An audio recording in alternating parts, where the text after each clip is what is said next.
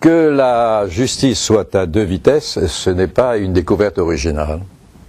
Déjà La Fontaine écrivait « Selon que vous serez puissant ou misérable, les jugements de cour vous rendront blanc ou noir ».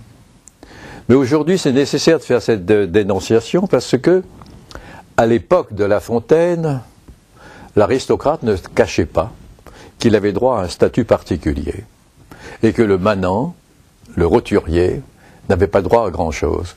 Aujourd'hui, tout le monde a à la bouche droit de l'homme, égalité, dignité, et jamais les discriminations n'ont été aussi fortes.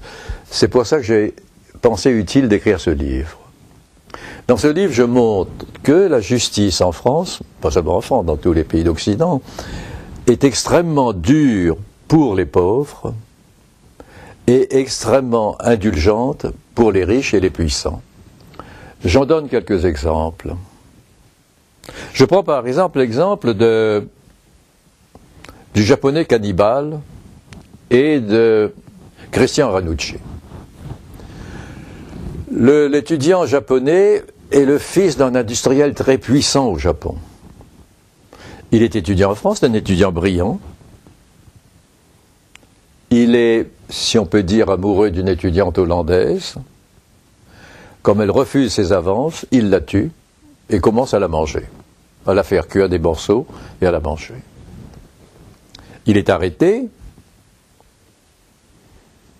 Son père donc est un industriel puissant au Japon.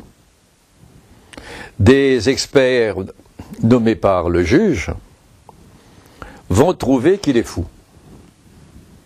Et donc on ne peut pas le poursuivre. On le renvoie dans son pays.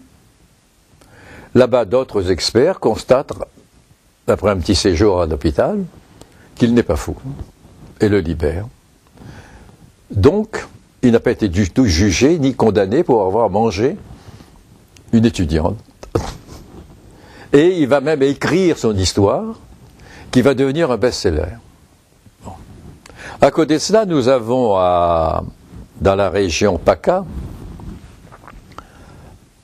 une enfant est retrouvée morte et tuée.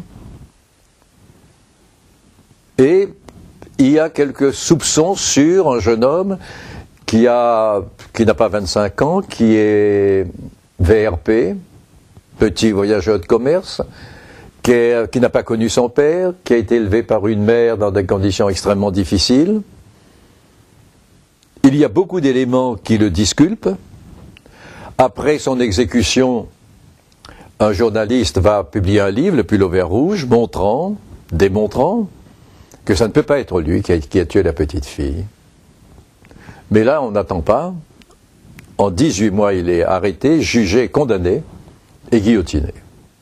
C'est la différence entre ces deux jeunes gens. Vous avez actuellement, les recherches d'ADN sont très importantes. Elles aboutissent à des certitudes souvent.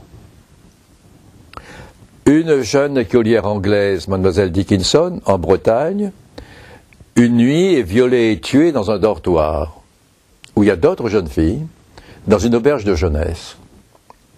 Le juge Van Ruymbeck, chargé de l'instruction, a fait 3600 prélèvements d'ADN. Et on a trouvé l'assassin.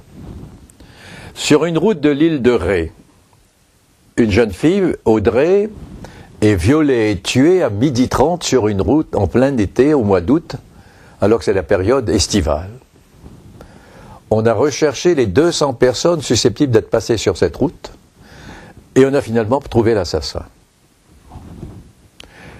Dans la cave de Madame Marshall, une milliardaire qui habite Mougins, on a retrouvé le cadavre de Madame Marshall avec 2 inscriptions sanglantes. Omar m'a tué, Omar étant le jardinier marocain. À ma demande, la commission de révision fait l'expertise de 2 taches de sang qui se trouvent sous les 2 inscriptions. Et l'expertise conclut que c'est le sang de Madame Marshall, mais que dans chacune de ces taches, il y a un ADN d'homme. Et que ces 2 ADN sont différents entre eux, et différents de celui d'Omar Haddad.